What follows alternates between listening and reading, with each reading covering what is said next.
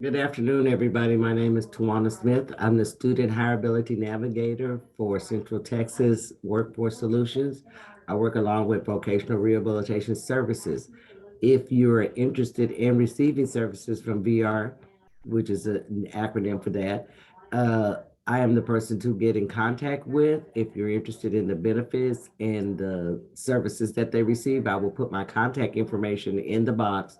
If I'm not in your local area, you can also email me. Well, email me and I can direct you to the right office that's in your local area that you can receive those services from.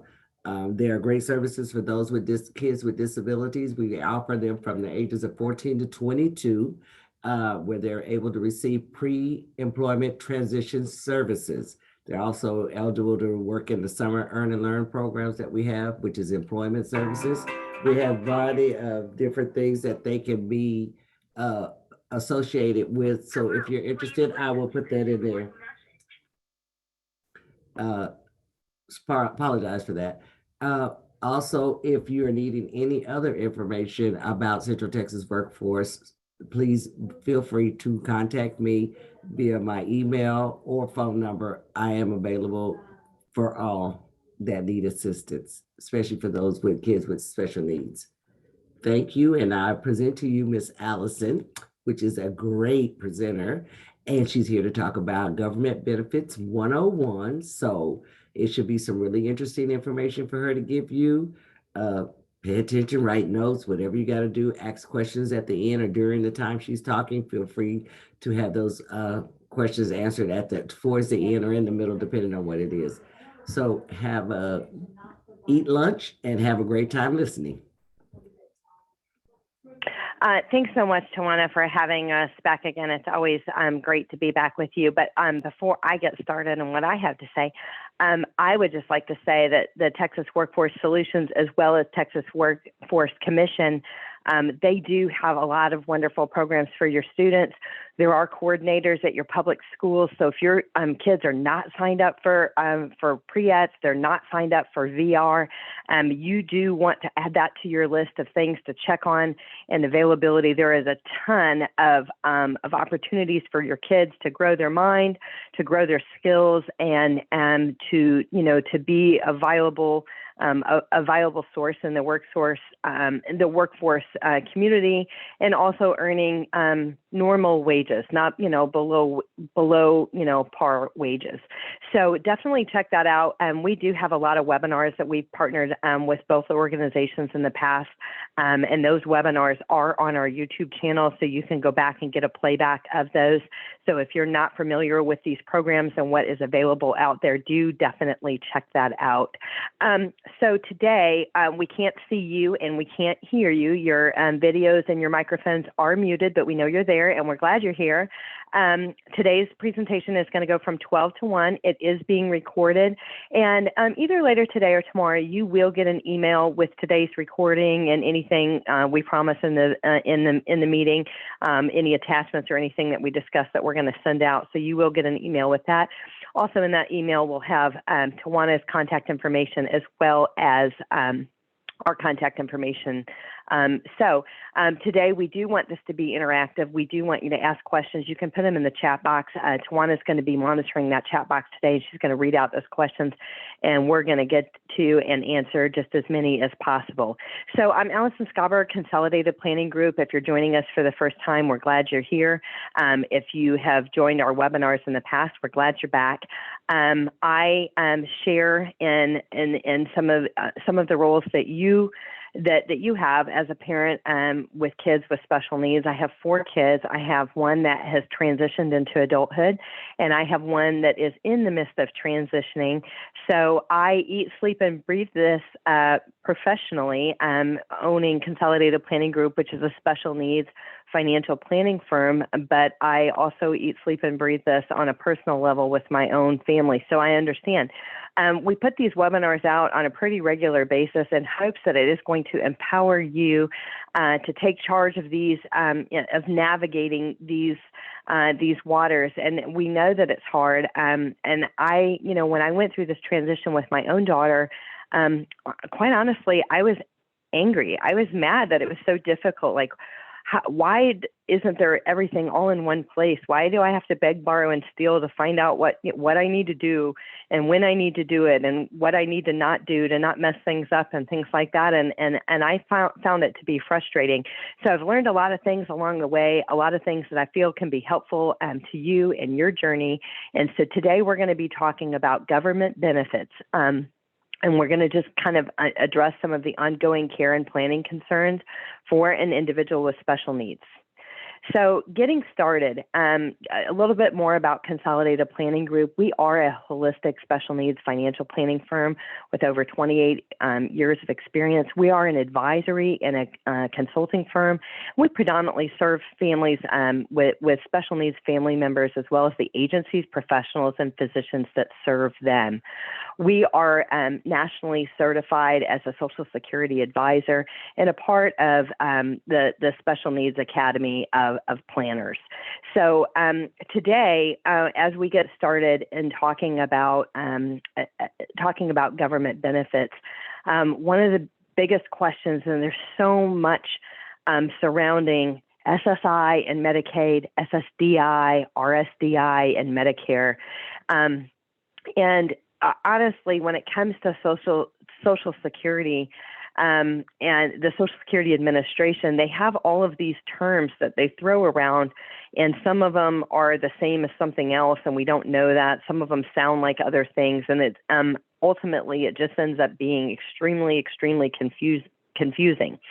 So first things first, for a lot of families, even though you have a child with a disability, their disability is clear, right? For all the world to see. Some are invisible disabilities, but they have a disability nonetheless. Some families are frustrated at the point that their child does not qualify for SSI and Medicaid. Their child's disabled. Why don't they qualify for SSI and Medicaid?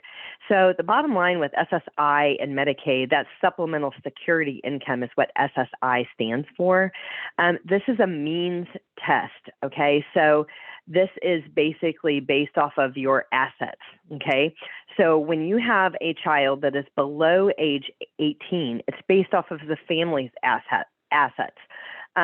So oftentimes families, their child that has a disability does not qualify for SSI and Medicaid prior to turning 18 years old.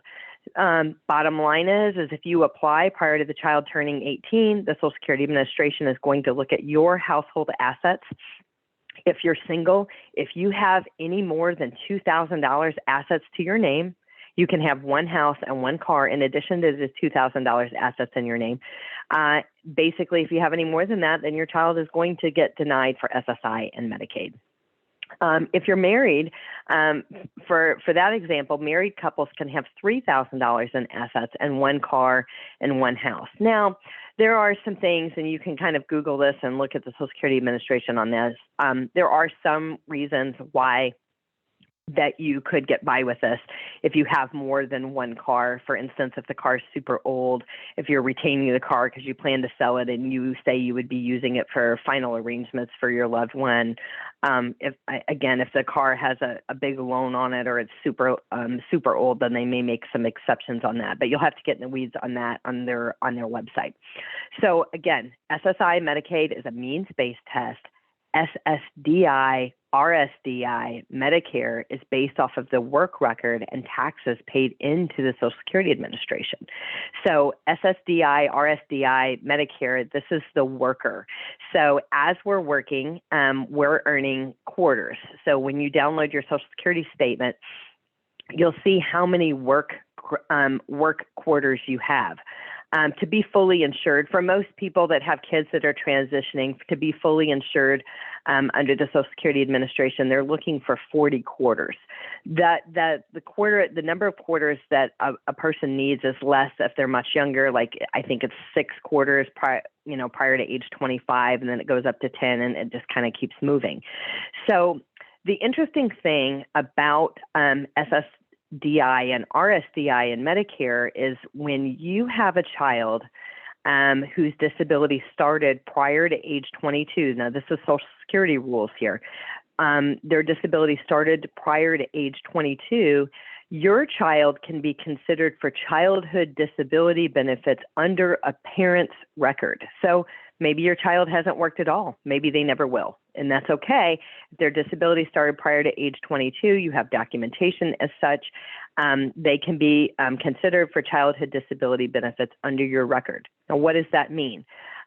Basically, what that means is that when you turn on Social Security retirement or Social Security disability, your disabled adult child is entitled to 50% of your benefit. So, for example, if you turn on Social Security benefits and your monthly benefit is $3,000 a month, your disabled adult child will be entitled to $1,500, and after 2 years, they'll be eligible for Medicaid. This is called Retirement Survivor Disability Income. So that will continue as long as the child remains disabled and as long as you remain alive. Upon your death, if you have a child that is covered for childhood disability benefits, those benefits will be increased from the 50% number that I told you to 75%, and that will continue for the rest of the child's life as long as they remain disabled. So those are some key things that a person needs to know. So one thing that I want to talk about is the age 22. The disability had to begin prior to age 22. So if you have a child with disabilities, maybe they're an adult child with disabilities, and you haven't applied. You didn't apply at 18, they're 24 now, and you've never applied for this.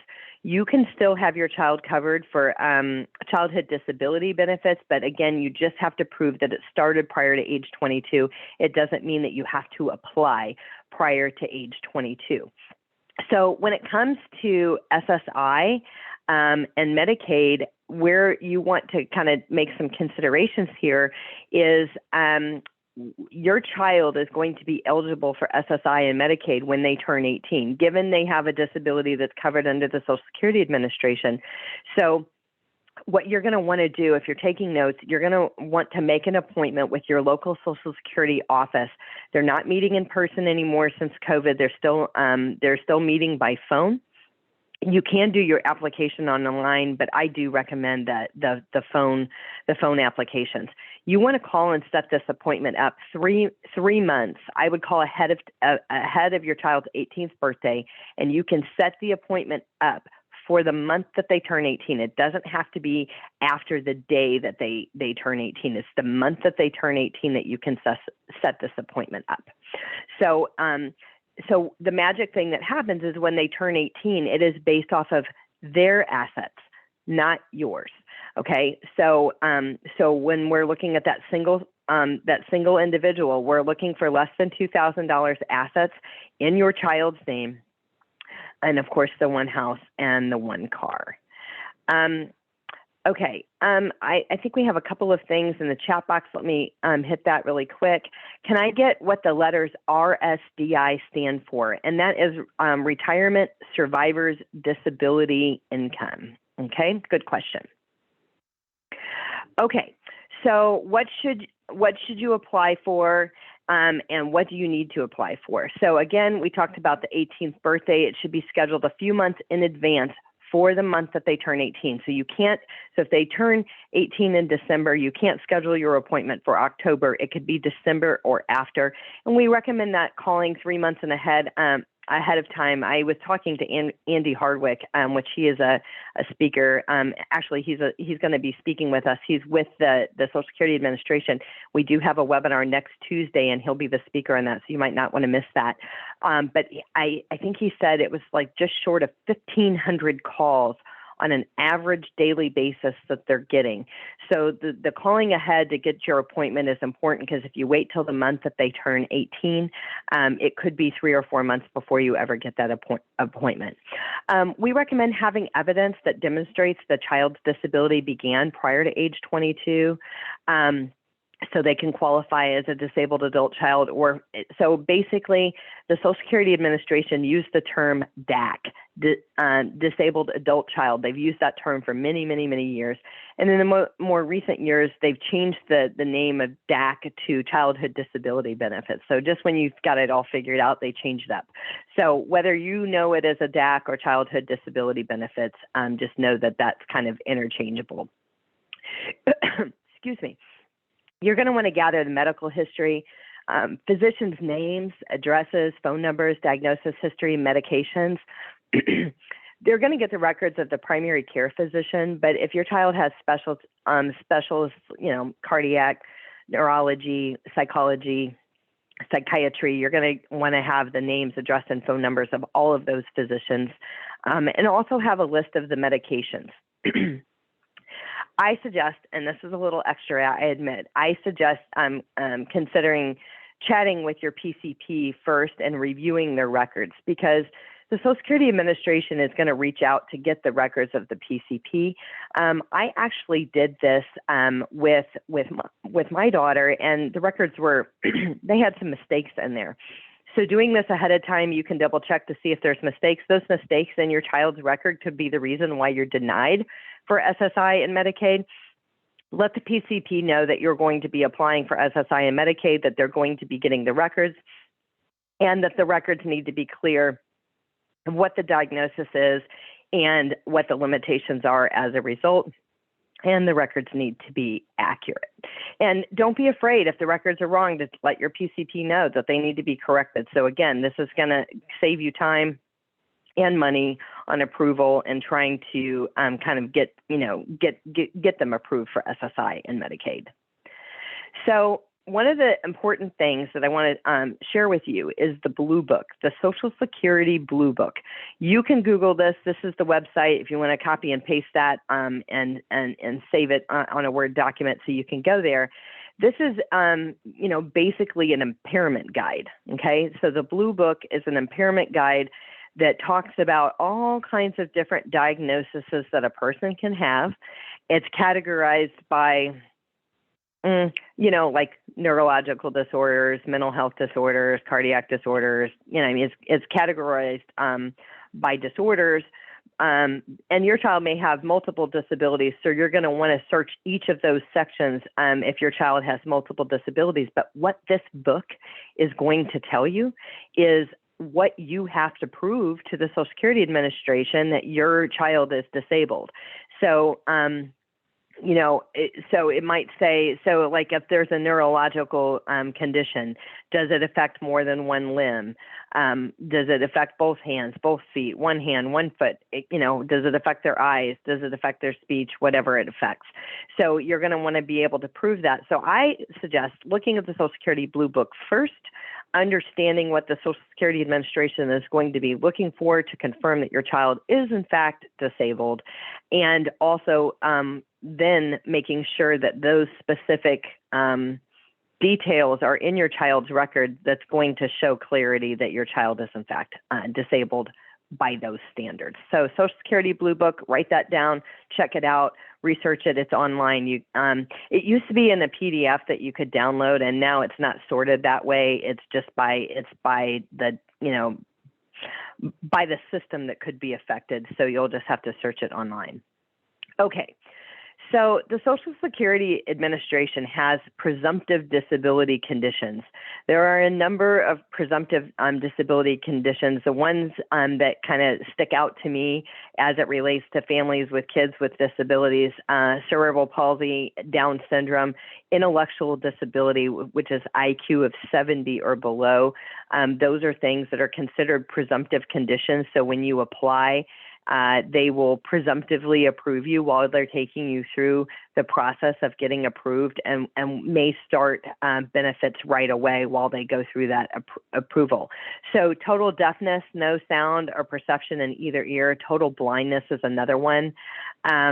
Bed confinement, immobility without a wheelchair, walker, or crutches due to longstanding condition, excluding a recent accident or recent surgery. Stroke, more than 3 months in the past, continued marked difficulty in walking using a hand or arm. Those are some of the other ones that can be considered presumptive. So this is something, if you're searching, you can look up, you can search presumptive conditions, but these are the big ones that we see the most. And for those that are wondering, autism spectrum disorder is not necessarily a slam dunk, because there's a lot of kids that have autism that don't have intellectual disabilities. There are a lot of autistic children that are gifted and talented, so they may not fit the criteria for that under that pretense. Okay, so the presumptive disability, up to 6 months of SSI based off of on disability if the applicant has one of 15 conditions. And again, the determination is made by the local Social Security office. One thing that I want to mention, I like to share this, and what I will say is that all of the Social Security offices are not created equally. I know it's shocking. They have the same rules and everything like that, but not all of them are run as effectively as some of the other ones. Some of the local Social Security offices are difficult to deal with, meaning they never answer the phone, they never return your messages, they never acknowledge documents when you send them in. You have to send them in 10 times. It is like beating your head against the wall. So when you first apply, we suggest talking to some of your other friends that maybe have kids with disabilities. Excuse me, and finding which office they work with and if they've had a good experience or bad, and start with an office that that is good. Because once you start with an office, you basically stay with that office unless you move out of town or something like that. And so you actually could get stuck with one of those offices that are slow to respond or never to respond. One thing that you should understand is when you apply for SSI and Medicaid, while there is a presumptive yes, that some people will be approved for, this application process and approval could take 3 to 6 months. I know, unbelievable, but that's how it works. It could take 3 to 6 months. They will go and they'll back pay and approve for the approval date, and you'll get back pay for that. But just understand that the process can be a long one. One of the things that I suggest is, as you start your journey with the Social Security Administration, I suggest creating a Word document for yourself on communications with the Social Security Administration. This is where you're going to log and keep track, because over the years, it all runs together and you can't keep up. There's a high turnover rate of employees at the Social Security Administration. A lot of them have been there for many, many years, but there is also a high turnover rate. So in any given year, you may work with four different people at the administration. So this Word document, you're going to put the date that you called, who you talked to, what they said, what were they going to do, what were you going to do, what did you do, what did you mail in, what did you fax in, et cetera, et cetera. You're going to keep a log of everything so you can keep it straight in the future. This is good advice. Start it early and keep up with it. I can't tell you how many pages and pages my document is over the years, but I've had to go back to it and reference it several times. So that is definitely good advice there. Also, for right now, because I mentioned that the Social Security Administration offices are closed to the general public unless there is an emergency situation in which an appointment can be scheduled. Those emergency situations, like for instance, we had a family that both parents, basically the kids were orphaned quickly in one night. And so that was an emergency situation for the grandma that was taking over custody of these kids to get their benefits switched over and everything. That's an example of an emergency. Just needing to apply is not an emergency. But having said that, the Social Security Administration, your local office, they have a fax number where you can send in documents. You can also mail in documents. You can overnight them. You can snail mail. But because they're not working in the office, the fax queue, they're seeing and processing a lot quicker than the mail that is coming in. So until the offices get back open, if you're communicating, you need to send documents to the administration. It is my suggestion that you send them by fax and not by mail. Things will move a little bit quicker that way if you do that. Okay. So we talked a little bit about benefits when a parent retires, becomes disabled, or passes away. So I'm gonna hit on it a little bit more. So when a parent applies to receive their own Social Security benefits through retirement or disability, the disabled adult child or child that's eligible for childhood disability benefits receives half of the parent's record. So we gave an example on that. This also applies to minor children that are not disabled. So if a person is retiring and they have minor children, disabled or not, that also applies, and it would be divided amongst the children in the household. So in that example, if you have one child, then that child's benefit's going to be $1,500. If you have 3 children, then that benefit might that $1,500 would be divided by the 3 children. Okay, it's not going to be $1,500 each. There are also some different calculations that I should make aware, because in our community, we do have a lot of families that have one parent that is a caregiver for their loved one. And so that parent, they themselves may not have a work record, or their work record is much less than the other spouse. In that example, that spouse is also eligible to draw off of the other spouse's record, and so that can change these numbers a little bit. There is something called a household maximum for Social Security benefits. So if we have a child that is qualified for childhood disability benefits, we have a spouse drawing off of the other spouse's record, and then we have the worker drawing off of their own record, then it would be applicable for the household maximum. And this is going to be a silly range, but it's like 160 to 188% of the worker's benefit is what the household maximum is. And there's a whole calculation for that, but you can Google that and look at that a little bit more. 24 months after receiving Title II benefits, the disabled adult child will be eligible for Medicare. Okay, Medicare is typically age 65 or older, but if we have a child that qualifies for the childhood disability benefits, again, formerly known as disabled adult child, they'll be eligible for Medicare after 2 years. So right now we're talking about SSDI, Social Security, SSDI, and RSDI. Those are terms that are thrown around interchangeably. This is different than SSI and Medicaid. So again, we talked about that when a parent passes away, the disabled adult child is entitled to 75% of the deceased parent's Social Security. Okay, so all these terms, and they're all so confusing. So we got the Social Security Administration, SSA, Social Security Retirement Benefits. We've got RSDI, which is Retirement Survivors and Disability Insurance. SSDI, Social Security Disability Insurance. We've talked about the disabled adult child, also known as childhood disability benefits now. And then there is a such thing as disabled widower benefits as well. An adult receiving Title II benefits is considered a beneficiary. Okay. So to be entitled to SSDI, Social Security Disability Insurance, you're going to want to file an application. You're going to have to be found medically disabled and fully insured. So this is you. I'm talking about you, the parent, the worker. If you were filing for SSDI, Social Security Disability Insurance, it is insured for disability status and is not working or working, but the accountable earned income is less than the substantial gainful activity level.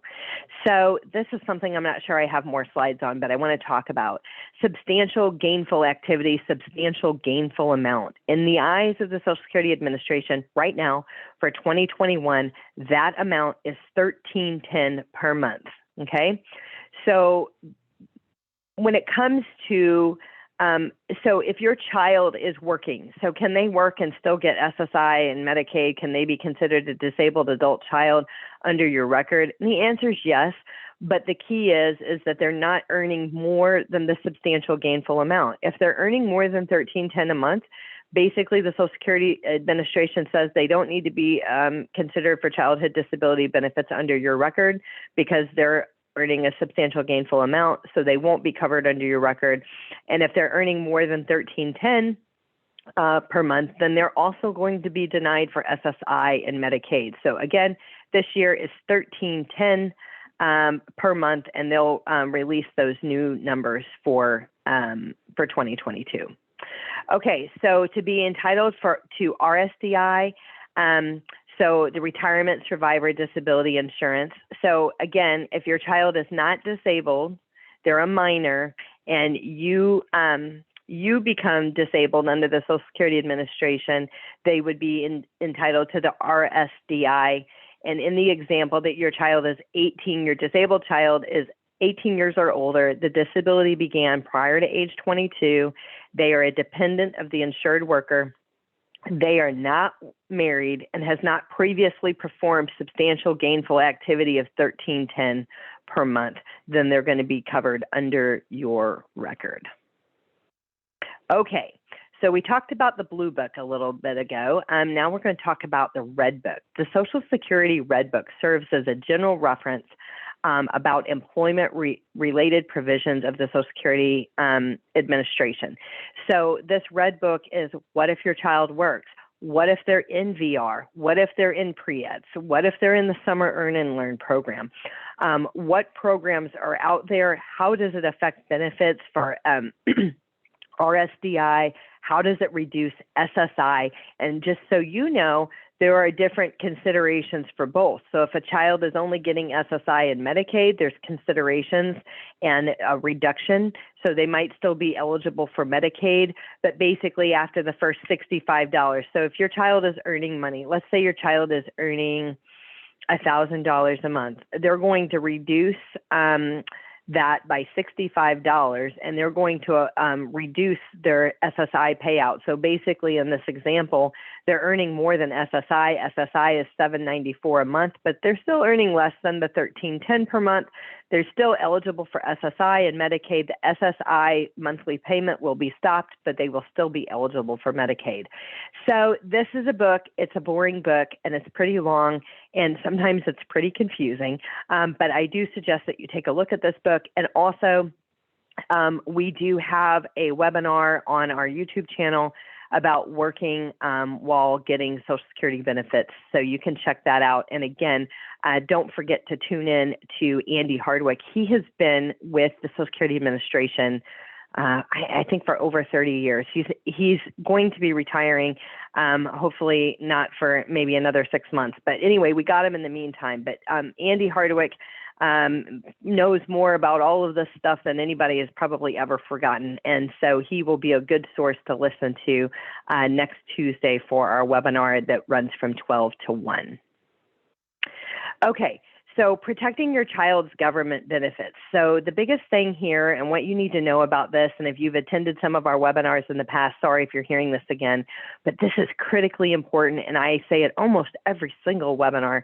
And this is a lot. It's a lot to take in. It's a lot of information. So we want to remind people about this. It is critical to make sure that you have your assets and your child's assets in the appropriate buckets. Having assets in inappropriate buckets could cause your child not to be eligible for SSI and Medicaid, or to lose their eligibility for SSI and Medicaid. So first things first, I would like to preface this to say that about 98% of people do what I am going to tell you not to do. And it's no big deal, and don't beat yourself up about it, and you can fix it, and it's not going to cost you anything extra to fix it. You're not going to have to hire somebody to fix it. The first things first is you want to ensure your special needs family member's name is not set up as a beneficiary on any life insurance, investment, bank accounts, 401k, 403b, pensions, anything that you can name a beneficiary. You want to make sure that your special needs family member's name is not set up as the beneficiary. And the reason why is if something happens to you and they're set up this way, the money is going to go directly to your loved one with special needs. They're going to immediately have more than $2,000 assets in their name, and they're going to get kicked off of SSI and Medicaid. Okay? You also want to ensure that well-meaning family members do not leave assets to the named individual as opposed to a third-party special needs trust for the benefit of the special needs family member. So what I mean is, I understand that we've got kids that might need care for the rest of their life, not just ours, and we got to provide for them financially. And in a third-party special needs trust, so you can have an unlimited amount of money in that trust that's not going to be counted against them for SSI and Medicaid purposes. But if you leave the child named outright, again, they're going to get the money. So let me just kind of give you an example, a scenario that we see 98% of the time. So this is how the thought process goes. Mom and dad are married, and they have each other set up as beneficiaries. So if dad dies, mom's going to get the money. If mom dies, dad's going to get the money. And then oftentimes what we see is that they have contingent beneficiaries set up, and those contingent beneficiaries are the 4 kids divided equally, right? Named outright. So if you've done this, you're not alone. Don't, like I said, don't beat yourself up. You can fix this, and you can fix this by calling every place where you have accounts and getting a change of beneficiary form and getting your special needs child off of there. We also do not recommend naming minor children as beneficiaries either. If you do, it's not, it's not the mortal sin, but if you name a minor child as a beneficiary on any of your accounts and you or your spouse dies while the child is a minor, that money is going to go in trust until they turn 18. So whoever would be the caregiver basically wouldn't have access to it until the child turns 18. But the sad part of what happens in that example is that the money, all the money is delivered to said child once they turn 18. And although all of our children are brilliant, no 18-year-old has the capacity to manage big sums of money at age 18. It's a very unwise choice. So getting a third-party special needs trust set up. Also, in the confines of your will, you can have a testamentary trust for minor children that will spell out how everything is going to happen upon your death, so that way we can prevent some of these issues from happening. So the change of beneficiary form, of course, you got to have a third-party special needs trust set up to be able to leave it to a third-party special needs trust. But the whole well-meaning family thing I want to talk about, I'm talking about grandma and grandpa here, aunts and uncles, family members that are affluent, wealthy, they want to help, they love their grandchild, they love their nephew, whatever. Having these conversations with them, hey, look, we've started the special needs planning process. We've recently learned that if somebody leaves money directly to little Johnny, that it could cause him to be ineligible for benefits. And we learned that this is the right way to do it. Mom and Pop's financial advisor doesn't know this. There are very, very few financial advisors that are nuanced in special needs. And although we still have the same licenses, we have different certifications, National Social Security Advisor, Academy of Special Needs Planners, et cetera, that make us knowledgeable about these things where other financial advisors are not. So your mom and pop's advisors, they typically don't know this information. And so your help with them saying, hey, listen, I'm not assuming anything. I'm not assuming that you're leaving money to Johnny, but if you are, this is how to do it and how to do it right. And we make recommendations to attorneys for this to help you get those special needs trusts set up. And a lot of those attorneys actually even have a letter that you can send out to family members explaining how this all works. And it's not forward or nosy, because I know a lot of people worry about that because their parents are very private or their family members very private, or they don't want to be assuming or anything like that. But your family members will thank you for it, because if they think enough of you and your loved one to leave large sums of money, they definitely want to do it right. Okay, so money in the right bucket. So what we're going to talk about here, and we've talked about it, the special needs trust for their future care. A special needs trust can have unlimited amounts of money in it. There are 2 types of special needs trust. There's a first party special needs trust. This is money that is your child's money. Maybe it's money that they've earned. Maybe there was a medical malpractice suit and they got a settlement. Maybe they get a scholarship refund. That is a first party special needs trust, and money like that has to go into a first party trust. Another example of first party money is, say, in the last slide where I talked about family members leaving your child money. So let's say grandma and grandpa leaves little Johnny money to Johnny himself, not to the trust. This is where you'll have to work with an attorney, and you'll need to get a court order to get that money directed to a first party special needs trust. And so that's the way that you can get it moved. It costs more to do it that way. And also, it's important to understand that a first-party special needs trust has a Medicaid payback.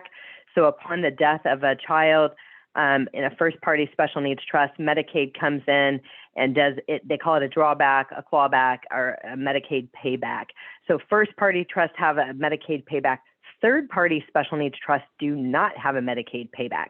So this is where when people are using life insurance proceeds to fund the special needs trust, it would go like this. The third-party special needs trust for Johnny Smith, for the benefit of Johnny Smith. The supplemental needs trust for the benefit of Johnny Smith. That's how we set that up on our beneficiary forms. Again, third-party special needs trust does not have a Medicaid payback. This is money that is left to your child, through life insurance, through the trust, money that is given to them. Sometimes we see family members where they want to give away assets so much each year because of the tax deduction and things like that. That could go to the third-party special needs trust. So you can be affluent, you can have lots of money, and you can fund your special needs your special needs child's trust with your current assets, or you can also fund it with life insurance or a combination of the both. Most people need their assets in retirement. So most people spend 25, 35 years accumulating assets, saving for their retirement, and they're going to spend 25 to 35 years in retirement. So they're going to need those assets during that time. Well, then how do we fund a special needs trust? And the answer is typically a life insurance on the life of the parents, and upon the parent's death, then the proceeds from the life insurance funds the special needs trust, and then you take care of your child's care needs as you always have. Then what we also have is we also have an ABLE account. So an ABLE account is another place, another bucket of money where you can have money for the individual with a disability that will not cause them to be ineligible for benefits. So an ABLE account, you can put up to $15,000 a year. This is categorized under the tax code of 529A for ABLE. We've heard of 529Cs. 529 is for ABLE. And in order to have an ABLE account, we can help you get that set up. But the disability had to start prior to age 26. So we were talking about prior to age 22 for the Social Security Administration. But for an ABLE account, you can have an ABLE account if the disability started prior to age 26. And what you can pay for out of an ABLE account is basically, if it can be construed as achieving a better life for an individual with disability, you can pay for it out of an ABLE account. $15,000 a year. You can have no more than $100,000 in an ABLE account before you disqualify for SSI and Medicaid. So also with an ABLE account, so sometimes people ask, I have a 529C, can I convert the 529C for college? I don't know if my kid's going to college. Can I convert it to an ABLE account? The answer is yes, but you can only do $15,000 a year. So $15,000 a year from a 529C to an ABLE account if you have one of those accounts. There is a possibility that you don't need to do that. So under a 529C, usually the parent or the grandparent is the owner, and the kid is the beneficiary. So if you have other kids that are going to go to college and you can use those funds for another child, you can simply change the beneficiary. Because you're the account owner in the 529C, it doesn't count against that kid for SSI and Medicaid purposes, unless there's a distribution out of the account directly to the kid, and then that could.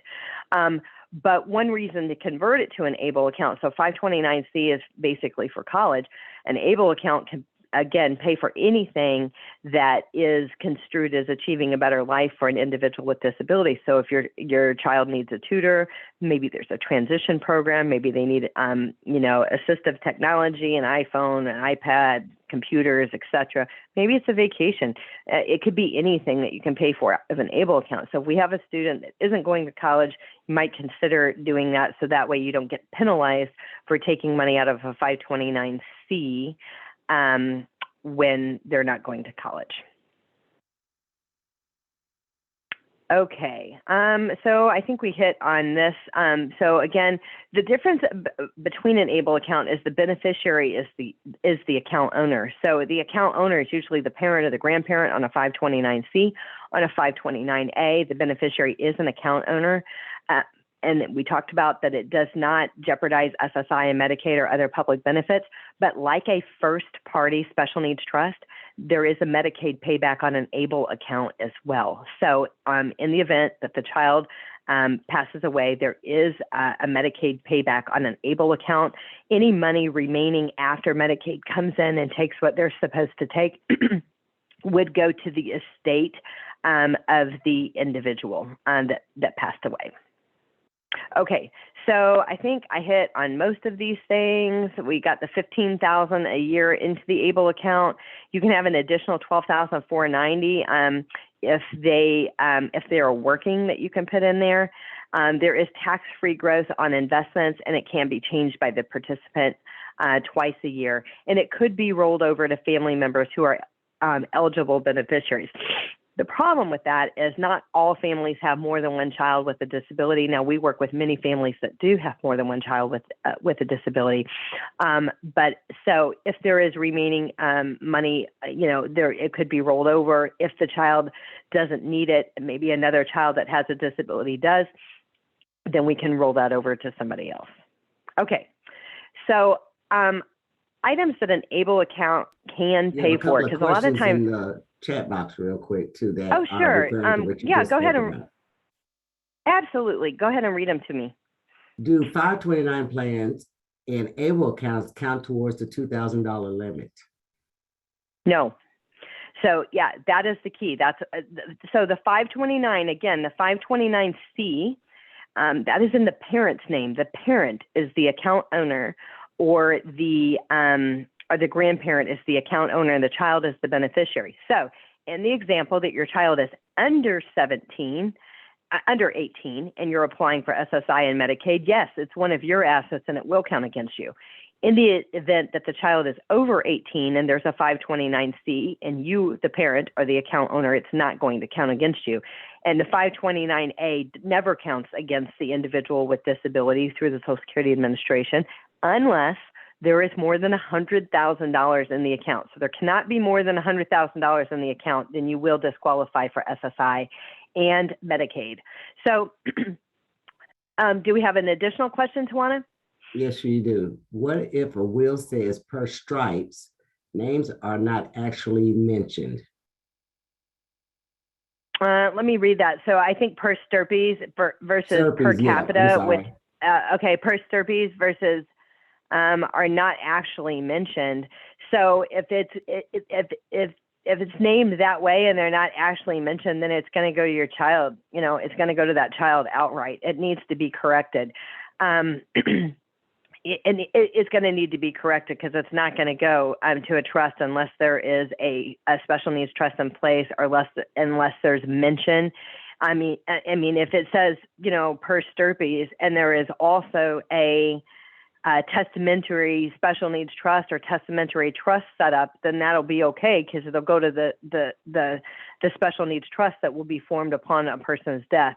But if it just says per stirpes, like that, then you better look at that a little bit closer because it's going to go direct to the child. Okay, what are the definitions? What are the definitions of the different types of trusts? Okay, so I'm not sure I'm clear on the question, but basically when it comes to the trust, in the eyes of the Social Security, we're talking about the first party special needs trust, which we spend a lot of time on. That's the individual's money, a settlement, a lawsuit, a scholarship refund, money that comes directly to them because of some type of settlement or their own earnings. That's a first party special needs trust. There is a Medicaid payback. And of course, the third party special needs trust, there is no Medicaid payback. In either account, either trust, you can have an unlimited amount of money in those trusts. But if it's not a special needs trust, it has to be a special needs trust. That's the key. That's the key takeaway. There's a million different types of trusts out there. But as far as qualification under the Social Security Administration, you're going to want to make sure that it is indeed a special needs trust as it relates to that. So I get a lot of questions on a pretty regular basis of what can we or can't we pay for out of an ABLE account. And so the main thing that you can pay for, or why do I need a special needs trust and an ABLE account? The answer is you probably do need both. Because remember, if you have a child that needs care for the rest of their life, you can only have a maximum of $100,000 in an ABLE account. Well, I'm here to tell you that that is going to be a drop in the bucket for their overall care needs for their future, okay? And we can do those calculations for you so you can see what you're looking at.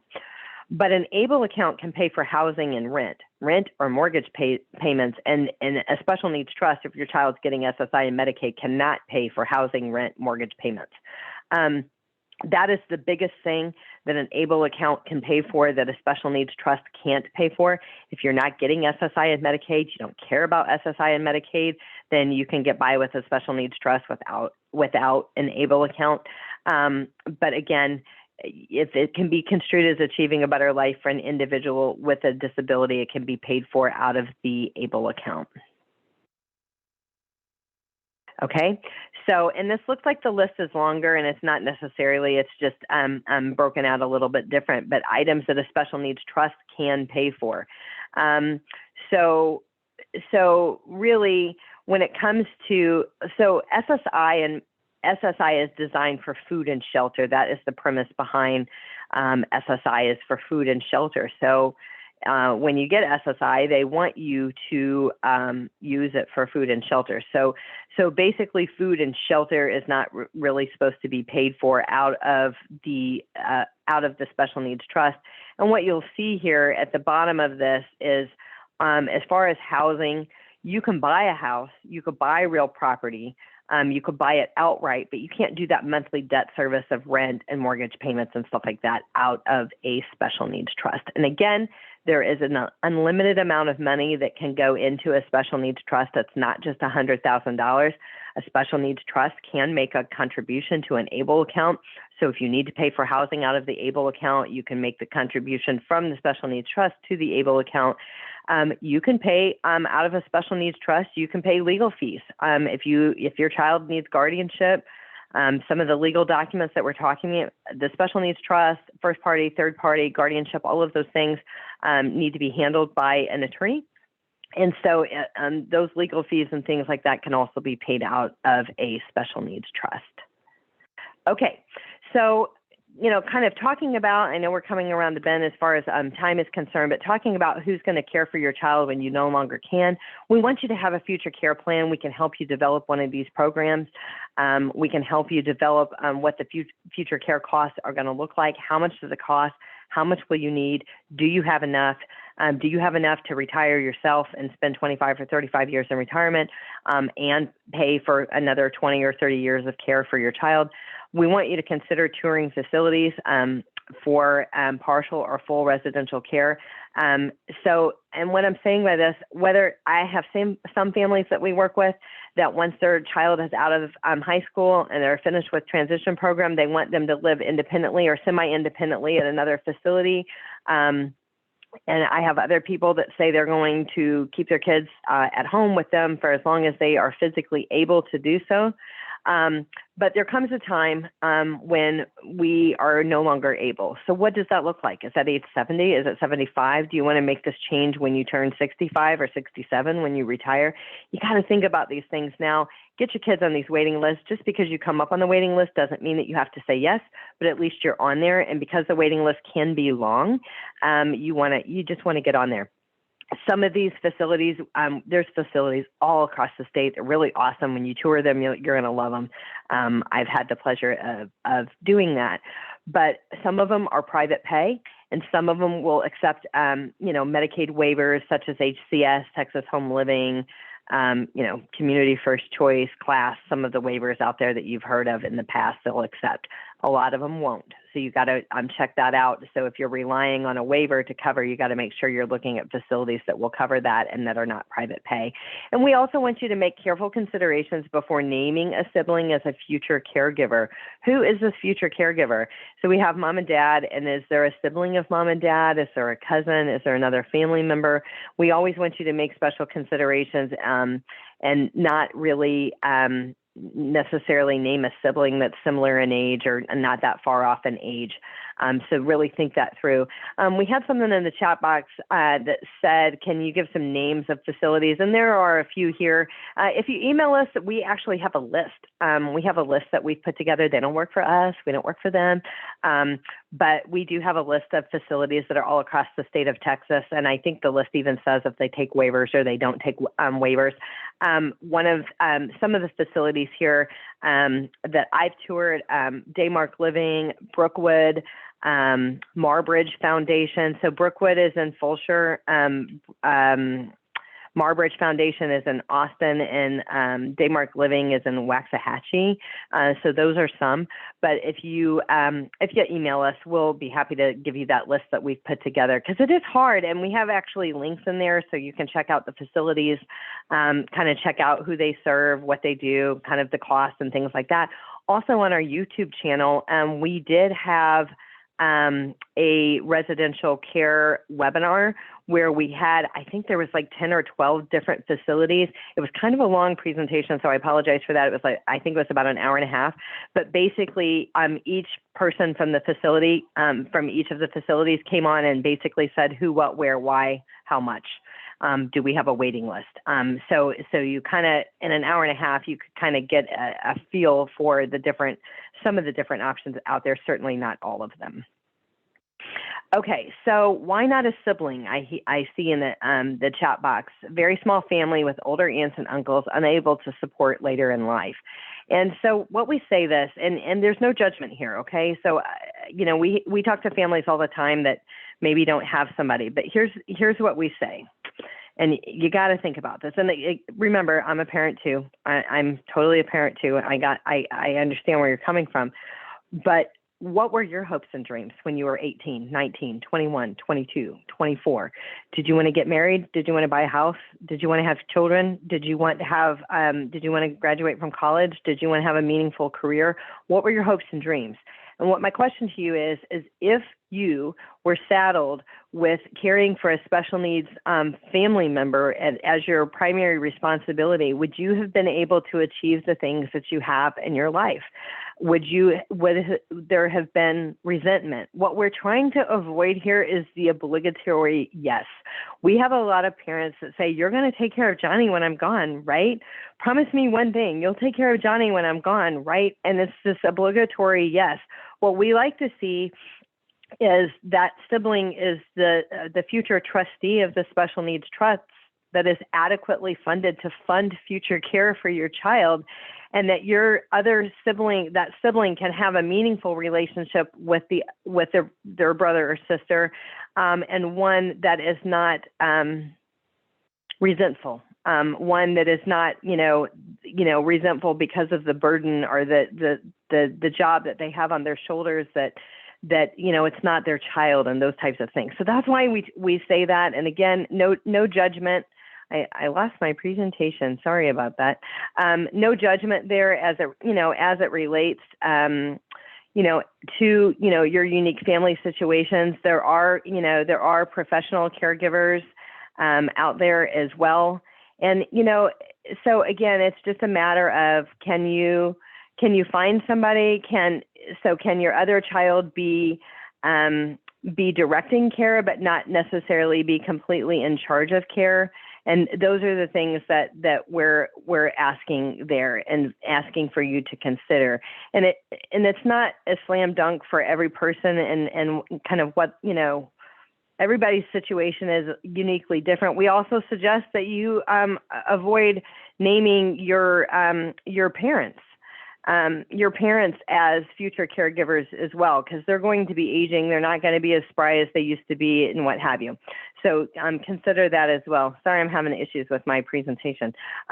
So we're kind of at the end of our time. I just wanted to share a few things that should be on your special needs planning radar. We put these at the end of every one of our presentation. What I will tell you is we do have webinars on all of these topics, so we can, you can go to our YouTube channel and you can follow that, and you can see all of these webinars out there. As far as the things that should be on your radar, they're all here. But one thing that I didn't talk about as it relates to SSI and Medicaid, if you have child support that will continue post age 18 for your child, it will be considered income to them to the Social Security Administration. That child support needs to be redirected to a first-party special needs trust. You'll have to work with your divorce attorney or child support attorney to get it redirected. It's always nice if both parents agree. It's not like you're asking for more. You're just asking it to be redirected to a first-party special needs trust. If you don't, and you continue to get the child support, they're not going to qualify for SSI and Medicaid. So this is super important. You want to start having those conversations now, and you will need a court order for that. So if both parties agree, the attorney draws it up, the judge signs off on it, and there you have it, and you can have it redirected and you can put it to the trust. But you will need to get that taken care of. And that is a big reason why people don't get it, because again, it's pretty common in the state of Texas for child support to continue post age 18. So check that out. Just wanted to take a moment to share with you my team.